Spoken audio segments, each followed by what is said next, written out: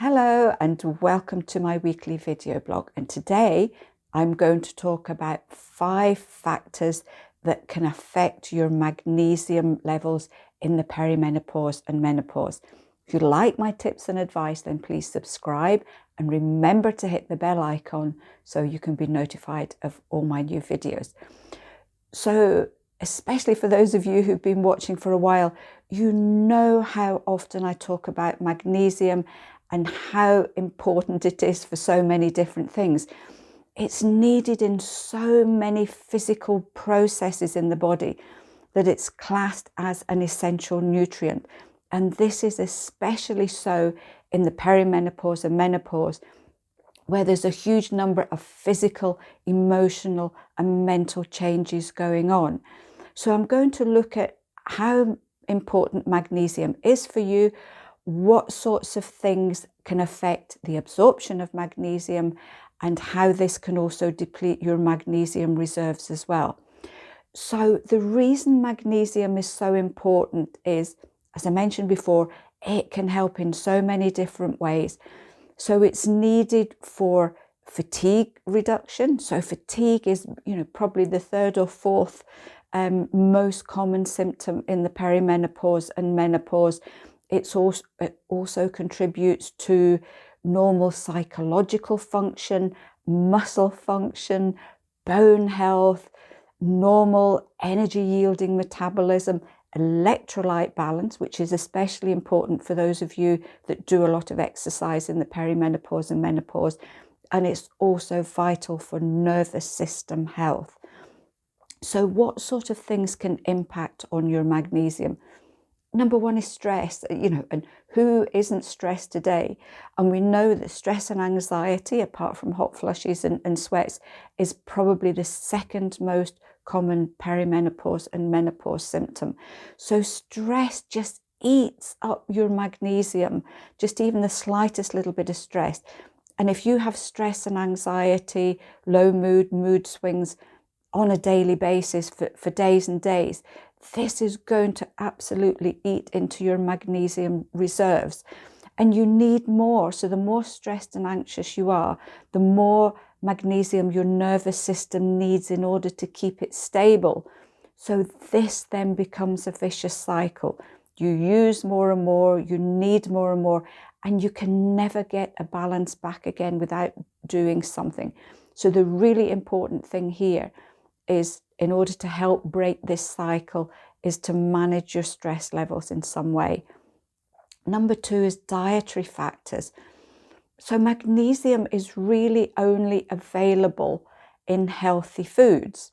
And the problem is, when we are stressed, when we're anxious, when we're under pressure, we tend to reach for the foods that will give us a big hit. And unfortunately, these tend to be the sweet foods, the processed foods, things like your caffeine and fizzy drinks. They give us a big boost, but these also help to burn up our magnesium levels as well. So the really important thing here is to increase your magnesium rich foods. And nature is wonderful, because a lot of the natural and healthy foods that contain magnesium also contain things like calcium and zinc, which are needed. So you're getting, more benefits from your money here in terms of going for healthy foods. Number 3, unfortunately, tends to be the things that we like. So it's the alcohol, caffeine, and the sugary foods. These all stress our nervous system. They rev our nervous system up. And remember, I just talked about how stress in the nervous system eats up magnesium. So these things, although they might give us a quick hit when we need something, really are detrimental in the long term, because they're going to eat into our magnesium reserves. Number 4 is excessive sweating. So if you are getting lots of hot flushes, lots of sweats, night sweats, you're going to excrete magnesium through your sweat. So again, very often hot flushes and sweats can be caused by your nervous system under pressure. And this is another one of those vicious cycles. You need magnesium to stabilize your nervous system. Your nervous system is triggering the sweats. You're losing magnesium through the sweats. So again, something like sage is one of the great herbs for easing flushes and sweats. Just anything that's going to break that cycle is going to be of benefit.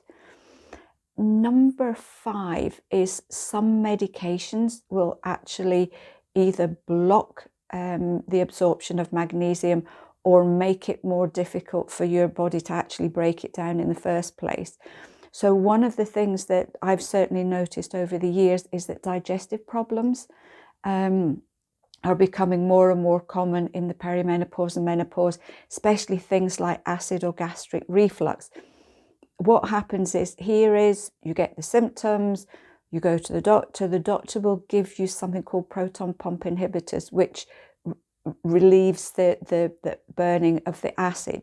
So you feel more comfortable, but the problem is that these types of medication often decrease your stomach acid, and low stomach acid can inhibit the breakdown and absorption of things like calcium and magnesium.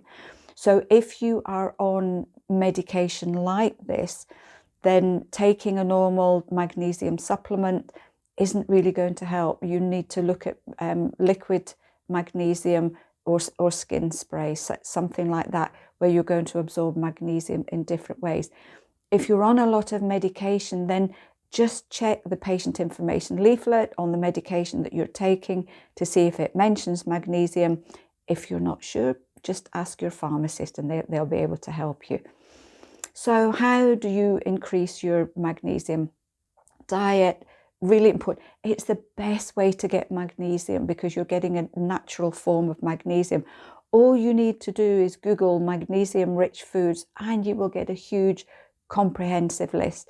And it's just about including some of these foods in every single meal on a daily basis, and that can help really, really quickly.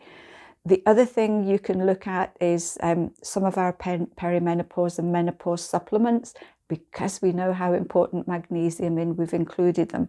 So we've got the perimenopause balance mineral drink, and we also have our menopause support tablets. And both of these have a nice little amount of magnesium in them. The other thing you can do is to look at Epsom salts. This is one of these really old-fashioned remedies. You put it in the bath and you just soak for a little while, and the magnesium in the Epsom salts can be absorbed through the skin. You can also look at skin sprays if you can't take magnesium as a supplement.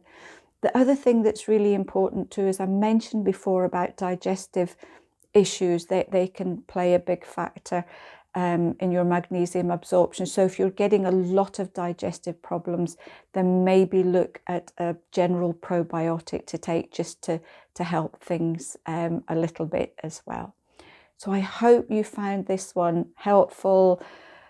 I know myself, if I miss my magnesium for more than a few days, then I tend to get very irritable. So for the sake of everyone around me, I try and remember to take it every day.